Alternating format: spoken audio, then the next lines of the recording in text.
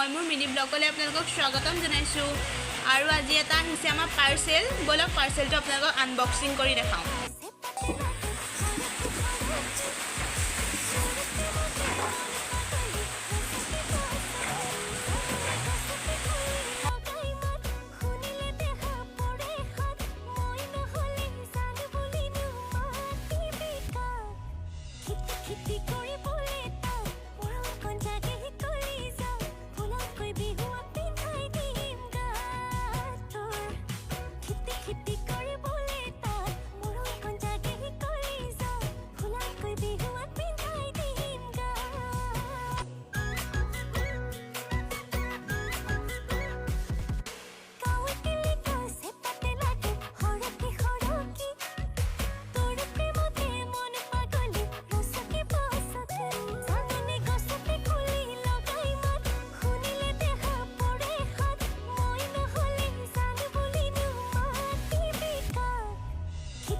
Keep